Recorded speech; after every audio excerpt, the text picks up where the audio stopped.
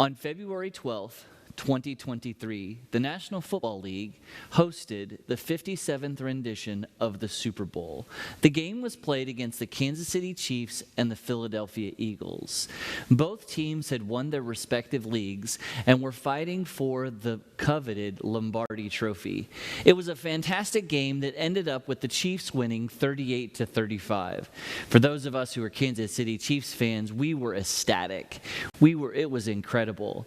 If you listen to the build-up before the game, you could have found people who would root for and predict either team winning. If you look at the statistics, you'll see that both teams were very closely matched.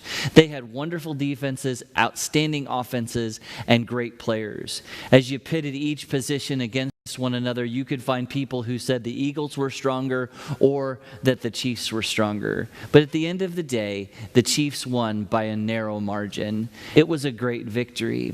But the reason I bring up the Super Bowl is because it is has a tremendous following from people who are football fans and not football fans alike. But we need to know and understand that football, and particularly the Super Bowl, is hard to win. I remember when I was a young man, the Buffalo Bills played in the Super Bowl 4 years in a row. It was a tremendous feat. It was a tremendous thing to see this team accomplish the AFC Championship 4 years in a row and going to the Super Bowl. Unfortunately, adding insult to injury, the Buffalo Bills, quarterbacked by Jim Kelly, lost the Super Bowl all 4 years. Two of those years happened to be to one of my favorite teams growing up, the Dallas Cowboys. But if you look to and listen about people who prognosticate about football, you will not hear Jim Kelly's name mentioned very often because he never won the big game. Now, this applies to our spiritual life as well, because we often think that it's like winning a championship, that we have to reach a height or a accolade that only a few do, and it's only set aside for a few. And if we never win that trophy, if we never get to that place, we have not really accomplished anything. But my friends, I want to tell you that this is completely wrong thinking. In the book of Hebrews, chapter 12, it says, "Therefore, since we are surrounded by such a great cloud of witnesses, let us throw off everything that hinders us and the sin that so easily clings to us. And let us run with perseverance the race that is set out before us, fixing our eyes on Jesus, the author and the perfecter of our faith."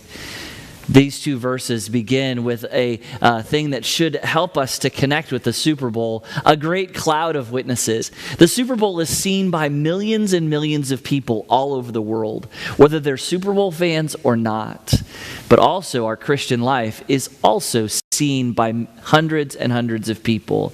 People are watching us. They want to see how we're going to take the gospel, the story of Jesus, what Jesus has done for us, and apply it in the world. Some of those people are cheering us on, hoping and wishing that we will do our best, and that when we fall, they pick us up and they encourage us.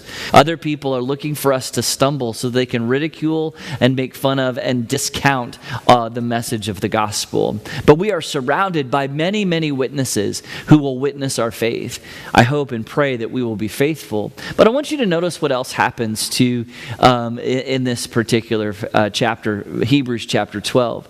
Verse 1 says that since we have this great cloud of witnesses, we now then should run. We should persevere. We should throw off anything that tangles us.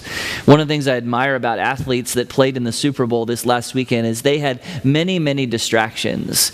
Media, family, glitz, glamour, all kinds of distractions, but they were able to focus on the game and play at a very, very high level. Both teams, the losing team and the winning team.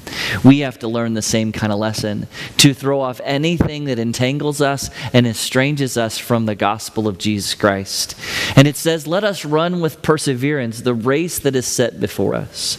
We were reminded in the gospel and in our story of our faith is that we have a race set out for us. Now, very few of us will ever reach the heights of the Super Bowl as professional athletes. Very few of us will ever be able to even to attend the game and be one of the witnesses in the stadium. But it is true that God has a plan and a purpose for each of us. And we need to run that race with perseverance. perseverance. But the way that we can do that is the way that this particular passage concludes in verse 2. It says to keep our eyes focused on Jesus, because Jesus is the author and the perfecter of our faith. If you find your faith slipping or not accomplishing that which you wish it to, I pray today that you will run your race, but do that race by looking at Jesus, because he's going to perfect that faith, and he will help you win the race of life, much greater and much broader than even a Lombardi trophy. I hope this helps you today, and I hope you have a blessed day.